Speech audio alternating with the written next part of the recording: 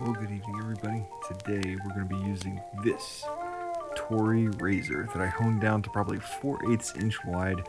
I showed this to my wife and she had said that the bug damage, you can still see it, but what's important is that it's filled in. You can see there, it's filled in and it's stable, ready for another 100 years. And today we're going to be using it. This Torrey was probably from the late 1800s. The Torrey brand was in production from the late 1800s, 1890s to 1960s. It was a family-run business, and unfortunately, the last Torrey to run the company got so infatuated with flying airplanes that he let the business falter, and it didn't keep up with the disposable blades that came up after World War II. So yeah, there we have some hair to trim up. Yeah, get away from that ugly mug. Today we're going to be doing a full head and face shave, which will be pretty exciting. For as exciting as shaves can be. I got into this hobby kind of because it wasn't exciting. It was interesting, but it was really more meditative than anything. I was really sick of throwing away disposable blades, which is funny, which is why Torrey went under, is because people were using disposable blades, and that's all they used. And now I'm just like, every time I was throwing away those plastic cartridges, I was like, man, do I need that to shave my face? And I got into straight razors, and it was all downhill from there, as a lot of guys in the shave community feel. Anyway, this Torrey was in black horn scales that were bug eaten, and one of my other restoration videos, I honed the heck out of it, but it's so narrow that it's probably the last restoration for this razor.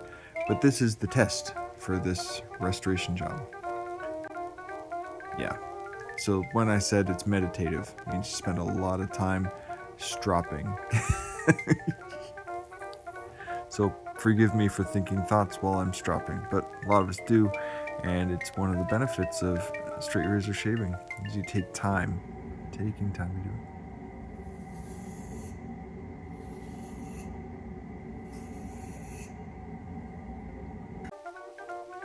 And there you have it, a few sounds of a really happy shave. This razor was phenomenal. It really, at some razors you feel like when they're dull, they slide across the hair in a bad way. They're not cutting anything, they just slide. And then scary sharp razors, they'll slide across the skin while cutting and they feel like they're dull. This was one of those.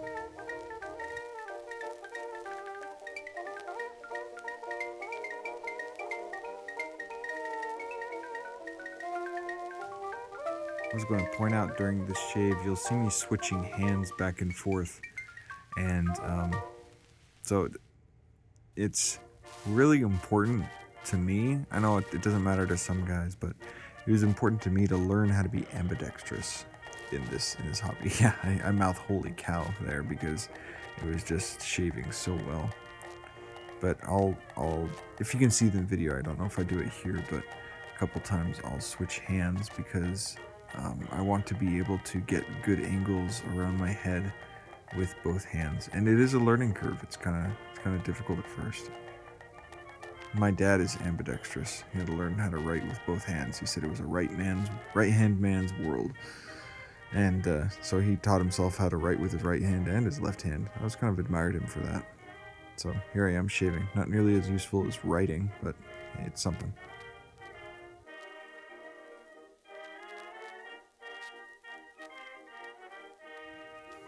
So if you could, pay my Etsy shop a visit.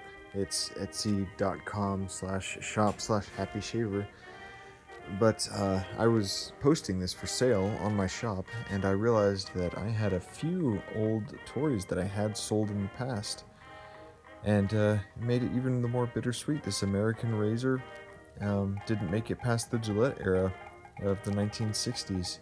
When convenience was the name of the game, and this was hanging on to the old straight razors of the past. But it was an American razor coming out of Massachusetts. And during my restoration video, actually, I'm reading these posters. I'm giving a historical background of Torrey, the company, and I kept saying the company was from Worcester, Massachusetts, and I'm sure that makes some Easterners' ears hurt. But someone corrected me, and they said it's pronounced Worcester. So Worcester, Massachusetts is where these Torrey razors came out of. And it turns out that the old factory in Worcester, Massachusetts is being turned into a series of apartments, which that's pretty neat.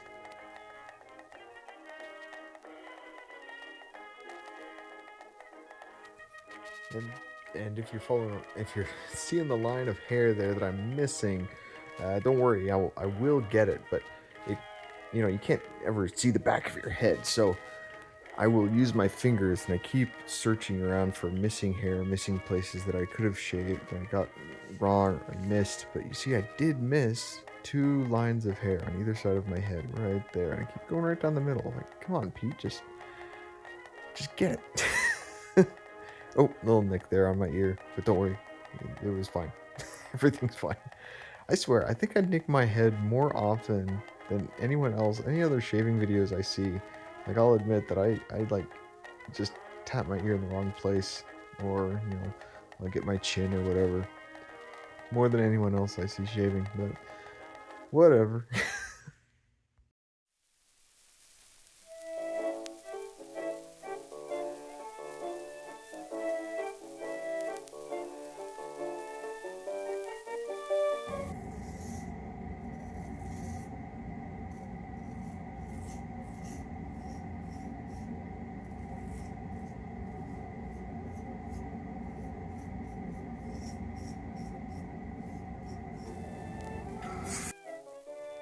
So I cut the sound there just to show that I actually was cutting hair. The sound is really satisfying when you hear the hairs popping off, but you don't feel it pulling the skin at all. It's you can just feel the difference. It's great. Um, yeah, but I didn't realize I had the um, bathroom fan on. So do that better next time.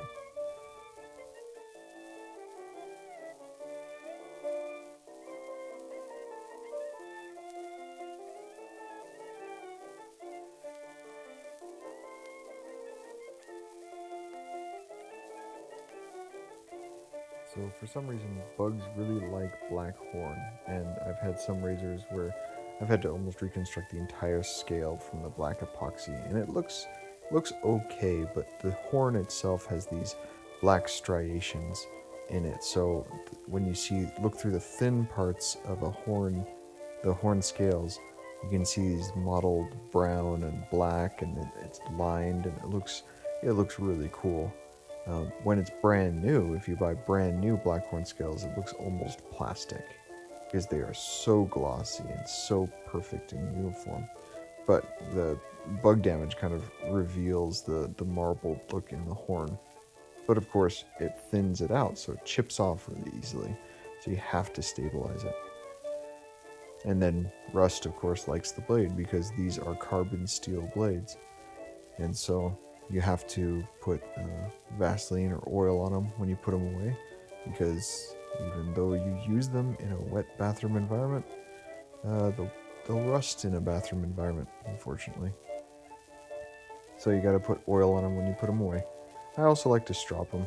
I strop them probably a few times before I actually wrap them up and put them away. I got that from Thomas from Denmark. When I was learning how to do this, I'd watch his videos, and it was just a way to take care of your blades. You put them away knowing that they're ready for the next time.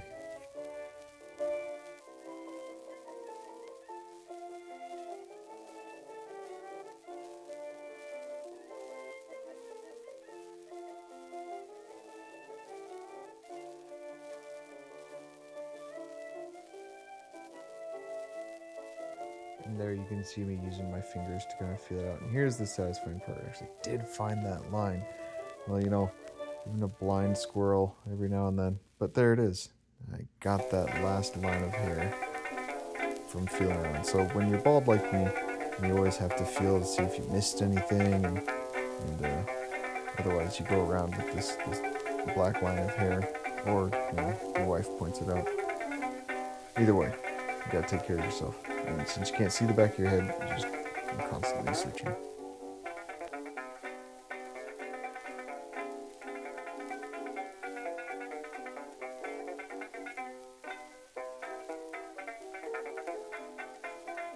And there we have it. A wonderful shave from a late 1800s American-made Torrey from Worcester, Massachusetts.